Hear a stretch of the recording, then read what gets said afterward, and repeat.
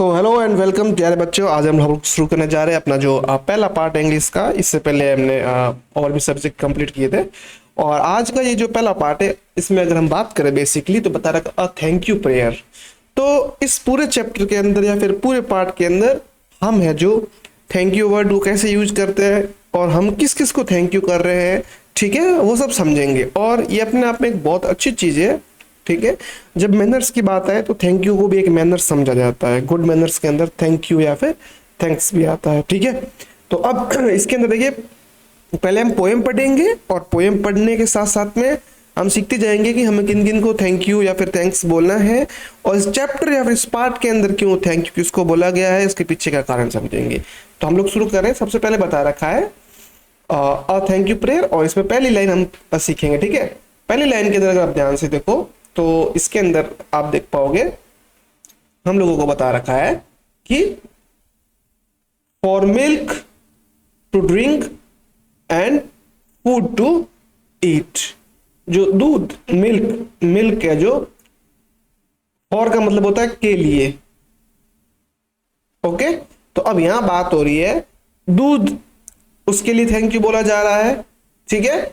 और खाने के लिए जो हमें खाना मिल रहा है, जो भी खाना मिल रहा है, हर किसी का खाने का तरीका या फिर हो सकता है उसका मेथड अलग हो या इसके साथ साथ में उनका जो खाने का ना जो आइटम है वो भी अलग हो। बहुत सारे लोग नॉर्मल रोटी और सब्जी खा के अपना गुजारा करते हैं, वहीं कुछ इससे भी जो उच्च दर्जे के लोग आते हैं, ठीक है, वो जब नाश्ते में बहुत सारे अलग अलग आइटम या फिर अलग अलग डिशेस को इंक्लूड करते हैं।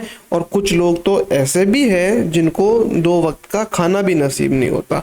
तो लेकिन थैंक यू गॉड को हर कोई कर रहा है, कोई भी कैटेगरी का आदमी या फिर इंसान है वो गॉड को थैंक यू कर रहा है कि दूध पीने के लिए और खाना खाने के लिए। फिर अगला है फॉर आईज, आंखों से हम देख पाते हैं, इसके लिए भी थैंक यू किया जा रहा है। ईयर्स जिसकी हेल्प से हम लोग सुनते हैं, आप अभी सुन पा रहे हैं ईयर्स की हेल्प की वजह से। मेरा जो लेक्चर है हैंड्स, हाथ है, हम लोगों को बहुत सारी चीज़ों में डेली एक्टिविटी में काम आता है, ठीक है। लिखने के लिए, खाना खाने के लिए और दरवाज़ा खोलने के लिए, से बहुत सारे काम है जिसमें हमें हाथ की जरूरत पड़ती है। और फिर फिट, या फिर फिट का मतलब हो गया जो पैर है वो चलने के लिए या दौड़ने के लिए, बहुत सारे ऐसे काम है जिसके लिए पैर भी यूज होता है, ठीक है, ठीक है।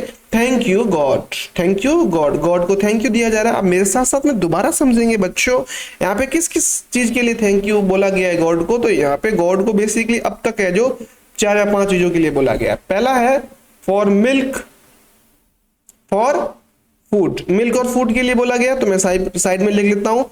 मिल्क के लिए थैंक यू बोला गया है गॉड को। फिर अगला फूड के लिए थैंक यू बोला गया है गॉड को बच्चों।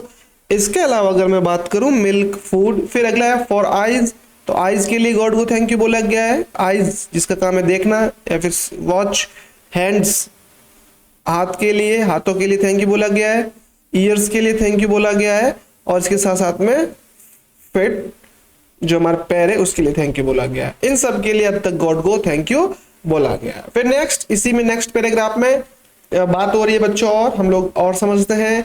और इसे बोला गया फॉर मदर, ठीक है, मदर के लिए भी थैंक यू बोला गया है। क्यों बोला गया थैंक यू, आपको पता है, मदर जिसने हमें जन्म दिया है, बर्थ दिया है और इसके साथ साथ में हमारी केयर करती है, मदर देखभाल करती है। सुबह स्कूल जाना हो तो उसके लिए हमें जल्दी उठाती है, तैयार करती है। लंच जो टिफिन बॉक्स होता है उसको तैयार करती है, बैग तैयार करती है। फादर भी हमारी केयर करते हैं, हमारे लिए जो डेली जो भी जरूरतें होते हैं उनको पूरी करते हैं फादर। फिर उसके बाद में एंड देयर केयर, ये फादर और मदर क्या करते हैं, तो यहाँ पे सबसे इंपॉर्टेंट मदर और फादर, ठीक है, मदर प्लस फादर, ये दोनों के दोनों हम लोगों की केयर करते हैं बच्चों। केयर का मतलब हो गया, जिन लोगों को नहीं पता, देखभाल, ठीक है, देखभाल करते हैं हम लोगों की। और फिर है फॉर आवर हाउस, गॉड को हम हाउस यानी घर के लिए हम लोग थैंक यू बोल रहे हैं। अब देखो घर के भी अलग अलग है, कुछ लोग झोंपड़ी में रह रहे हैं, कुछ लोग फुटपाथ पर रह रहे हैं, कुछ लोग बंगलों में रह रहे हैं, कुछ लोग साधारण मकान में रह रहे हैं, कुछ लोग हवेलियों में रह रहे हैं, बहुत कुछ लोग विलाज में रह रहे हैं। सबका रहने का तरीका अलग अलग है, ठीक है। अगला क्लोथ्स, कपड़े पहनने के लिए, ये भी सेम, कपड़े भी सब लोगों के पहनने के अलग अलग है। कुछ लोग ब्रांडेड पहनते हैं, कुछ लोग नॉर्मल पहनते हैं, कुछ लोगों के पास में पहनने के लिए ठीक से कपड़े भी नहीं, तो फटे पुराने कपड़े पहनते हैं। लेकिन सब के लोग, जितने भी लोग हैं, वो गॉड को थैंक यू बोल रहे हैं, भगवान को थैंक यू बोल रहे हैं। ठीक है, यहाँ पे तो दोबारा समझो, मदर फादर केयर करते हैं, हाउस, क्लोथ्स, इन सब के लिए थैंक यू बोला जा रहा है। तो अब तक हमने ये चीज समझी है। अब हम लोग आगे बढ़ रहे हैं, और आज और भी है, और इसमें और थैंक यू बोला जा रहा है। ठीक है, और फिर हम लोग समझ रहे हैं कि पोइट किसको थैंक यू कर रहा है, इस जो कवि है वो इस पूरी पोएम के अंदर, तो वो थैंक यू कर रहा है गॉड। ये तो हो गया हमारा शॉर्टकट आंसर। और अगर आपको लिखना है अपने एग्जाम के हिसाब से, तो whom does the poet thank in this poem, तो हम लिखेंगे द, ठीक है, और फिर द के बाद में the poet thank to God in this poem. In this poem, इस पोएम के अंदर किसको कर रहा है थैंक यू? गॉड को थैंक यू कर रहा है। ठीक है, तो ये बात आपको यहां तक समझ में आई है। फिर हम लोग मिलते हैं अपने अगले लेक्चर में।